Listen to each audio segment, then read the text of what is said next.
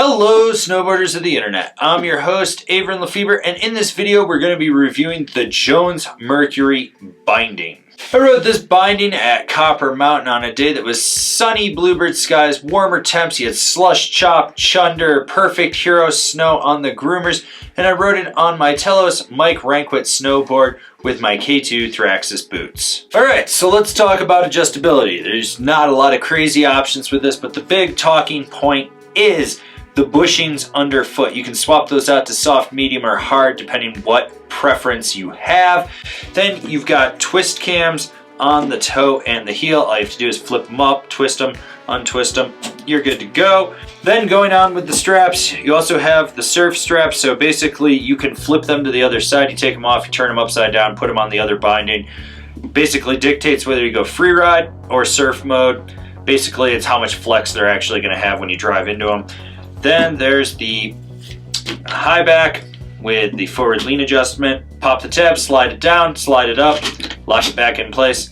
That's it. That's your adjustability on this binding. Alright, so when it comes to the straps, the big story is whether you put it in free ride mode or surf mode. I rode these in surf mode, which means you get a little more give in them.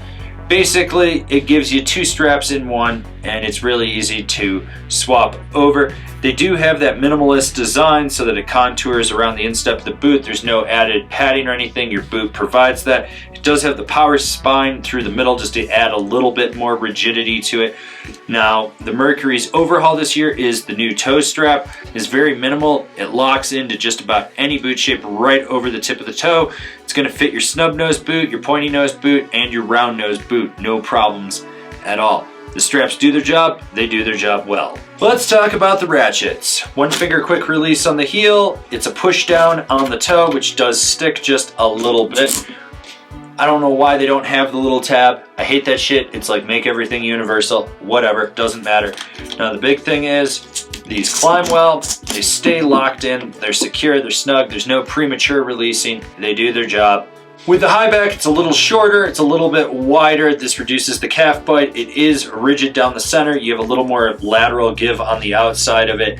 It is not the softest high back from Jones, but it's soft enough that it's a little playful where you want it, but when you really want to be precise, you're going to be able to drive into it. It's there. It does high back things. The forward lean adjustment is easy to work with. Okay, so this is your standard run-of-the-mill all-mountain freestyle binding. It's got power where you want it, but it's playful where you need it to be. With the strap, you can change that forward flex in there. So if you go surf mode, it's a little more playful. If you go free ride mode, it's a little more stiff. The big thing is, as it is a skate tech binding utilized from now, basically when you're rolling toe to heel, you get more power from your toe edge to your heel edge just based on the way that that works. So you can feel that precision and power. But due to the chassis, you do lose a little bit of lateral play, but you gain more lateral drive. So if you're someone that really throws your hip and knee into your carves, you're really going to notice that in there. It's just a little more rigid, it's a little more stiff. When it comes to the ride of this binding, it's got precision and power. It puts that right into that toe edge when you're up on your toe edge, and then the same thing when you go back on your heel edge. You just get that little bit of that rocker point from the skate tech. You're going to be able to notice that there's precision and power, but it's not an overly demanding binding that's going to force you to just be like, I have to just carve at all times. It's not that way.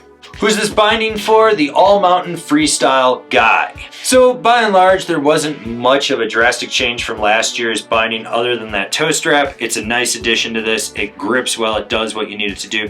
This is a consistent binding. You get on it, you know what you're going to get. You're going to be able to ride all over the mountain with it. It holds you in.